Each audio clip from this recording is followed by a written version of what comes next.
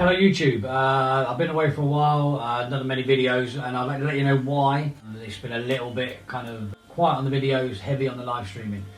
So basically we did the 4-day live stream. It was amazing and we got loads of donations, so the money is going to go towards the new setup. The money's not available until 2/3 of the way until April, so a little way to wait. I managed to get a nice setup again. You can see now the light's good, the sound's good again, so there will be some videos coming your way now. But yeah, just wanted to let you know, obviously away from YouTube I've got a home life, and home life is like everyone else. It's difficult at times. You've got to get past a lot of obstacles and just lots to get on with. So I'm dealing with life side of stuff at the moment. I'm also reorganising the channel in a big way, so not just the videos that are going up, but how the videos are presented, a trailer for the channel, loads and loads of cool ways of making the channel as good as possible for you guys to watch. So there'll be shorter tricks that you can share on your Facebook pages, Instagram and that sort of thing. There'll be in-depth tutorials, there'll be in-depth reviews, all that stuff will be coming. I've got a setup that I'm going to be putting together, I say towards the end of April, once I've got the new camera, lighting system and the new close-up pad that I'm getting from Prop Dog. Woohoo, can't wait for that, so it looks beautiful. I've also got 2 decks of cards that are in the process of being designed. There'll be one deck that I'm going to use for my personal gigging stuff that won't be for sale, and there'll be another deck, Rip Butterfly deck, that will be available to you guys, which is being designed at the moment by a very, very skilled artist who I just can't wait for you to see her work. So lots of stuff to come, so thanks for sticking around and continuing to sub, continuing to be a patron and all those things. It really means a lot to me. In terms of patrons, I'm going to be filming tonight a whole load of stuff for you guys as well, so you can have a bit of extra exclusive footage for you guys to check out, tutorials and so on. They will be going up tonight. I'll be editing those this evening, so you should be getting those at some point today, tomorrow. That'll be what's that, Saturday, Sunday, over the weekend you'll be getting those. All you guys who are patrons, if you're not a patron and you're interested in supporting the channel, the link is in the description below. Just head on over. If there's anything that you'd be interested in, then join up. If not, carry on watching as a subscriber. Either way, it's all good. Alright, today's video, I'm going to be talking about using different types of magic for different types of media. So many people have been sort of focusing very heavily on learning a particular move or particular trick and then trying to do it everywhere.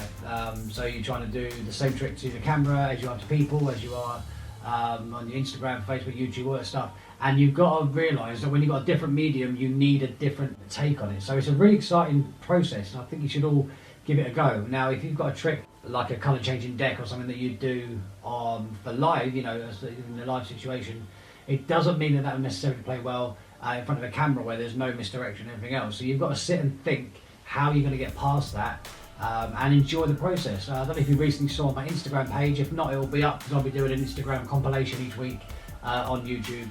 But if you do want to follow me on Instagram, links below as usual.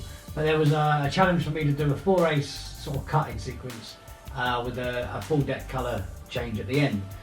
And I don't know, I don't do that trick, so it's a really, really nice process. So I'm going to talk you through how I went about thinking that up and sort of come up with the different methods that I used that I would never use live, absolutely not.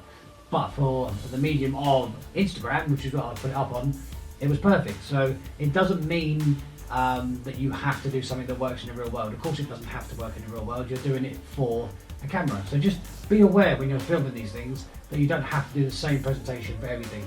So let me show you what I did for this colour changing deck.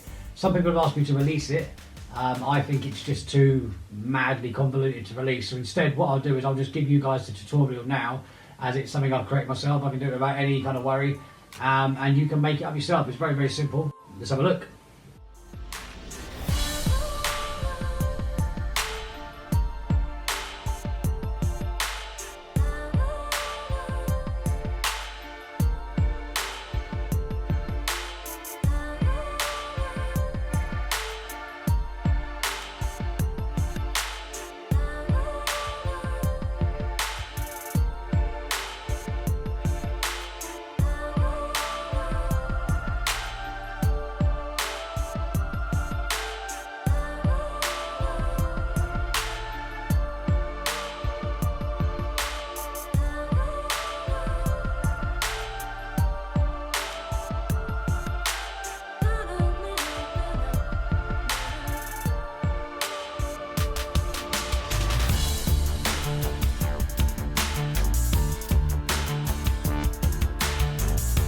all you need, I'm not saying all you'll need, this is quite a setup, so I'm going to just show you this. So you've got a regular blue deck of cards. I changed it for yellow only because that was the only coloured full deck I had. The rest I used for my Technicolor stuff. So I had yellow. A really nice idea that was told to me by Dairy Last, who heard it from some guy whose name he can't spell, so I can't tell you who it is. But when you change a deck to one colour, make the aces 4 different colours. It just makes it seem more impressive. I can sort of see what he's getting at. So I knew I had to get the deck from blue to yellow. That was the obvious thing. So straight away you think, right, I need to put a blue card on there, make it look like a lot of blue cards.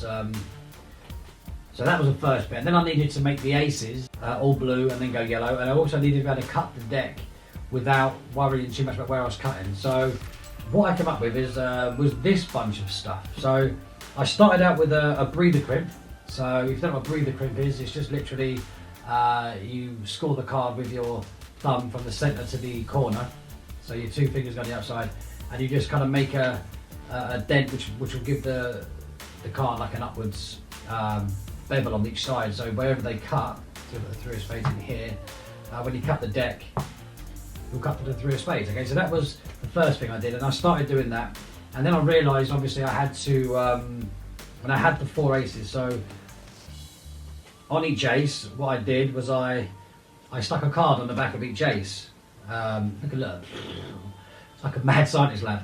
So I stuck a card on each ace at the back, and I was doing double lifts and stuff, and I realised it wasn't very clean. Maybe in a live environment you could do enough talking and so on just to be able to sort of get around the double lifts. But again, with a camera watching me, I knew I had to make it a little bit cleaner.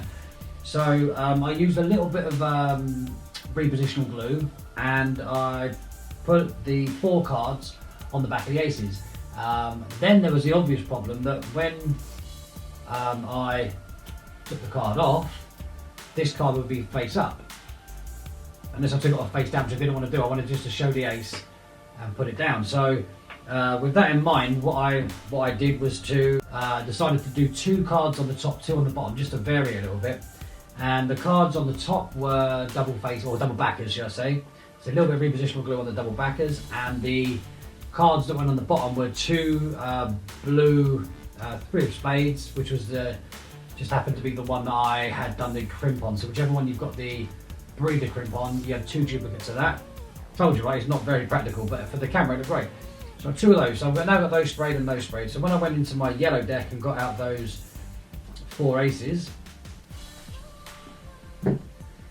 and I made sure I knew which one was which. So again, as I was doing it and practicing, I realised I had to know which ones had the double backer on, which ones had the face, because that makes sense. You've got to know where to put them. So I put the random joker. So I put the clubs and the diamonds on the double backers, and I put the hearts and the spades on the.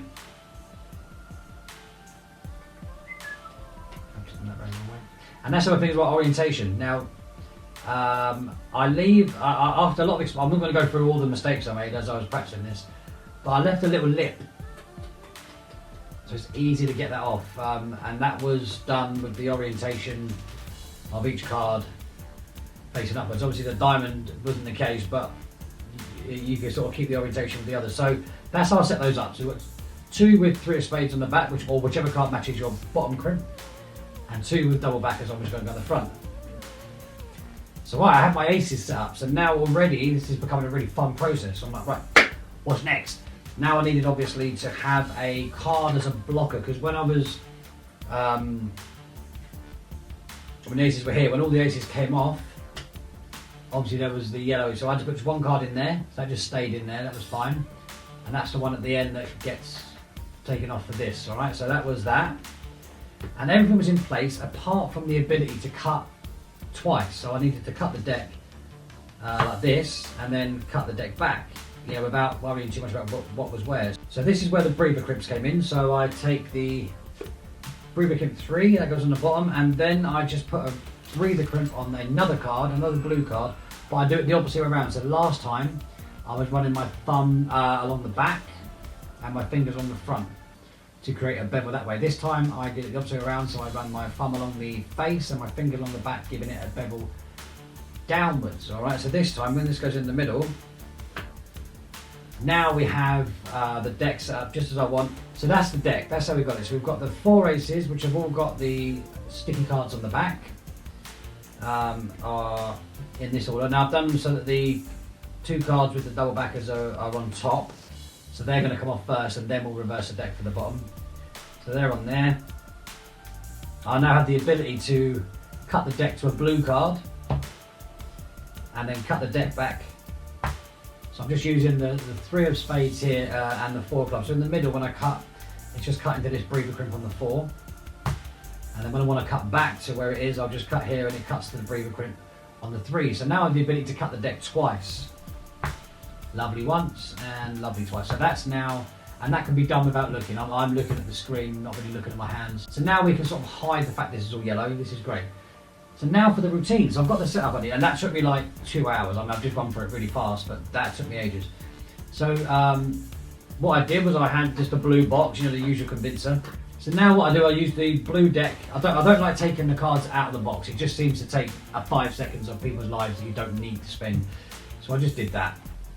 Yeah, so it's just a case of upside down. Now I can spread, we're good. All the cards are face up, so it doesn't make any difference to the colour. I come around here now and I can just very cleanly cut those cards, yeah, straight away. And leave those here. And now I'm just sort of doing this. I don't talk during it because obviously it's the camera. It's one of those ones they're going to share. You just want music or whatever. So I'll point to these, and this was a little touch that was quite handy. This mat comes with one of each suit, so it kind of gave me an excuse to put the card on top of the deck and sort of look for the corresponding one before I put it on, which allowed me to separate the cards. So we're here. First cut happens. Now you can check you've hit with the 3 of spades underneath each time. I come in, that goes down. All right, nice and simple. Now pick this up, put it here. Now as I put it here, I immediately, all right, because of that lip that we put on the card, I can immediately lift that up without having to sort of fumble with it. Okay, so because that tiny lip on the camera, you can't see that there's a lip on that card. But you pick it up like this. Now the lip's just at the back here. As I come in, I can almost just, without needing to put this all the way down, I can flick that other card off. Look round for clubs. There's clubs. I'll take this card, pop it here. Now this left us with a card in the way.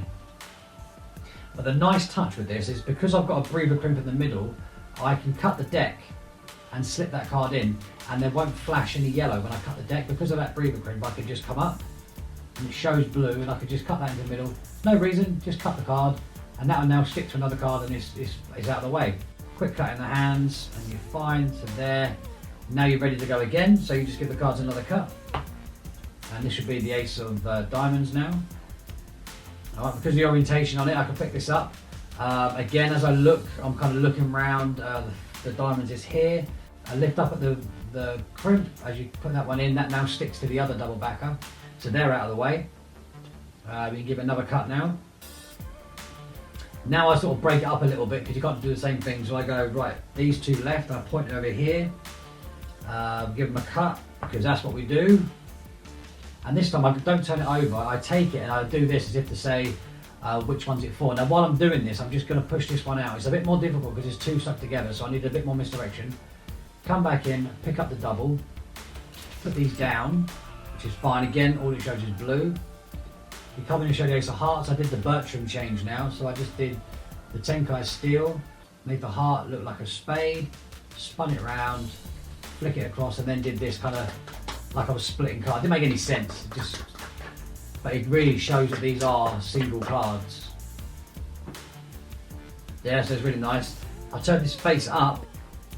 Yeah, you pop it on, literally as you pop it on, you barely, that touches the deck, but because the 3 of spades matches, you just kind of kill that as you come up and go spades is here, and then you pick this one up as you say, and hearts is obviously here. So now you've switched out the cards here. All you need to do to finish up is turn the pack over and do a Cardini change. Okay, so you're here, you flick, and it goes yellow.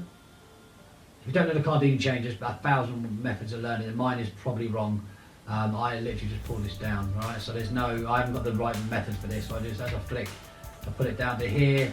What's nice is as you turn it around, it sticks to the bottom because they're all sticky cards there, so it gets rid of that sticky, so it won't stick to the mat. And what's really nice now, when you spread, they will stick in a clump because of all the double sticky cards. And the ones in the middle, which are blue, you can see them just here, will also stick in a clump. Because of all the yellow and the breathing and stuff, you could just spread these out and you're absolutely yellow. Those are hidden down there. Okay, so just bring your finger a little bit higher so you don't spread the bottom, and the middle will hide itself. So you get all yellow here, and then you go yellow here, yellow here, yellow here, yellow here. And it's a really, really nice effect. Hopefully you guys understand the idea of taking the medium you have and coming up with a different way of doing it so that it suits the medium you have. I would never perform this live because it's too convoluted. I don't need it to be this convoluted live. I can do this with sleight of hand live with lots of misdirection and talking and much more fun. But to a camera, this was ideal because there were no moves to catch. So just be aware of what you're filming and what for. And also, if you want to build this deck and perform it or film it for Instagram, whatever, go ahead. It really is a case of another deck of cards and a little bit of spray, and you're good to go. But it's a really nice effect. I made this up for Instagram because Derry asked me to. It's a bit of a long title, but we'll put a hashtag in front of it. It might catch on. Enjoy the trick. Hope you have a go at it and think about what tricks you're performing for what medium that you're doing, and yeah, just take the time to put something else together, even if it's a little tweak here or there or some massive overhaul for no reason if you've got a bit of time. But either way, enjoy your magic, make it the best you can be for whichever medium you're using, and have fun.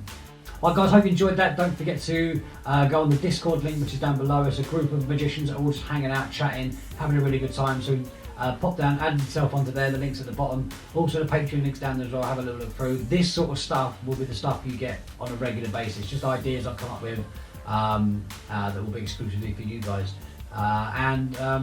Yeah, thanks for subscribing, hit the notification bell because that's what everyone says to do, and have a good time. Good night guys.